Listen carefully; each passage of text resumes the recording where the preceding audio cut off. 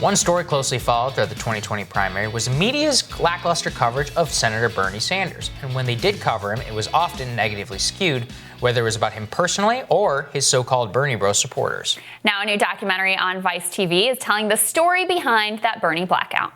We're always told that CNN and MSNBC are the anti-Trump channels.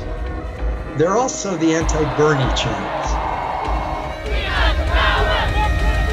One thing that we learned in this campaign is how powerful mainstream media still really is.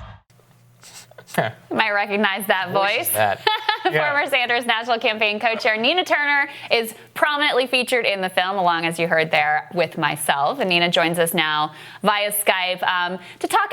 I mean, the film is actually really good, and people should check it out. Although I have to say, it is a bit torturous to watch back, like all the play-by-play of exactly what went down. But I thought, Nina, that now that you've got a little bit of distance from the campaign, it'd be great to just have your thoughts on watching from the inside out what it was like and what you saw as sort of the prevailing media bias as it affected the Bernie campaign. It was very much, Crystal, a disconnect between what was happening in reality and what was happening on TV. And you talk about reality TV. It was really different to travel all across this country to see the energy, the crowds, the commitment, the heart and soul efforts that was put in by the grassroots people of this nation in support of the Sanders campaign, and then not to even have it be a blip on the screen many times on mainstream media was really surreal. There were many moments where I thought we were in the twilight zone, the disconnect between what we were here on national TV and what was really happening on the ground. And so Bernie Blackout, I'm really glad that somebody took the time to tell the story. Yeah, and Nina, I mean, one of the things we covered often, this was always with you in particular, is that you were kind of erased from the campaign. I mean, your status in the campaign, Breonna Joy Gray's status in the campaign, were always ignored in favor of this kind of like Bernie having a white movement. Now, obviously, like, I don't have a stake in this, but watching that, I always thought that was something that was particularly unfair. Could you talk about that piece of it?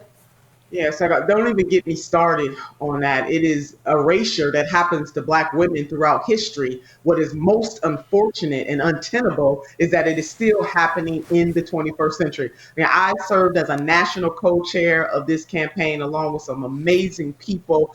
Mayor Carmen Cruz, a Latina, was one of the co-chairs. We had our brother Congressman Ro Khanna and our other brother Ben Cohen. And so we were that rainbow mosaic. And my colleagues named me the co-chair of the co-chairs, the first among equals. And I carried this campaign all across this country. And the fact that people like me, that I would be erased, as you mentioned, Sagar, people like Breonna Joy Gray, and also, Mayor Cruz. And then when you look at the voters, I mean, there was a mix of voters who supported the senator. We have African-American millennials that overwhelmingly supported Senator Sanders. We know that our Latinx sisters and brothers have overwhelmingly supported Senator Sanders, but still they could never get off of that narrative and never let the truth get in the way of a good story. If you look at who continued to be the top two candidates in the race, one propped up by mainstream media and the other candidate doing the hard work to win over those voters, they in fact had a more diverse pool of voters than all the other candidates. Think about that. But the only candidate that the mainstream media continued to tease out and say he doesn't have a diverse coalition was Senator Bernie Sanders, when in fact he had more African-American supportive and more supportive people of color than Mr. Buttigieg, than Senator Elizabeth Warren, than Senator Amy Klobuchar, and on and on. And so the fact that the media needs to really do a better job to make sure that they get more diversity, not just in phenotype, but diversity of ideas and also backgrounds. I know you and Crystal talk a lot about the class system within the mainstream media, but there is not a working class dynamic. They need to do a better job of making sure all of those voices are heard. And the Sanders campaign really was a reflection of a multiracial, multi-gendered coalition of social conscious-minded people. But if you turned on TV, you would never know it. Right. Well, and that's the point. And that's why it's important beyond the Sanders campaign is it's actually not just about that campaign, the way you were erased, the way that many of the voters and the coalition of that campaign was erased and smeared, it has broad implications for, future anti-establishment, multiracial working class coalitions going forward. Nina, I wanted you to talk, though, a little bit about MSNBC specifically, because I don't know if we met at MSNBC, but that's where we really got to know each other. And so we know all the people there, right? Many of them, we've been close to many of the people there. And it has been really something to watch, with 2015, 2016 and moving forward, the way that network became so incredibly, pro-DNC, pro-Democratic establishment, anti-Bernie Sanders. What has that been like for you, and what do you attribute that to?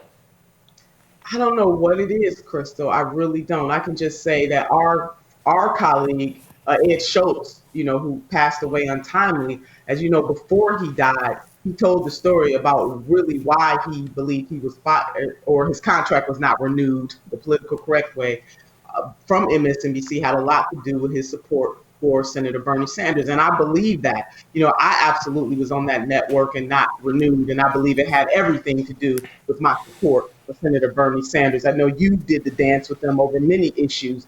And so news networks do need to be fair and balanced, and you need to have a variety of people who come from different walks of life, who have different political ideologies, so that viewers can put together the whole and then make their own decision. But when you have a network so skewed, so anti, it creates for people who only watch that network over and over and over and over again, this brainwashing effect, being pro one person, anti the other, instead of laying out the facts in the variety of ways that they come and allowing your viewers to make up their own mind. So I don't know what it is, but it really is a disservice to journalism in the United States of America. And I think lines are blurred between what is journalism and what is commentary. And we need to do a better job, on the pages of a paper, what the news stories are, and then there are the editorials and the op-eds. And we need to do a better job of educating our citizens about the differences, especially when it comes to network TV. We have lots of folks who are paid to give their opinion, and that is a beautiful thing.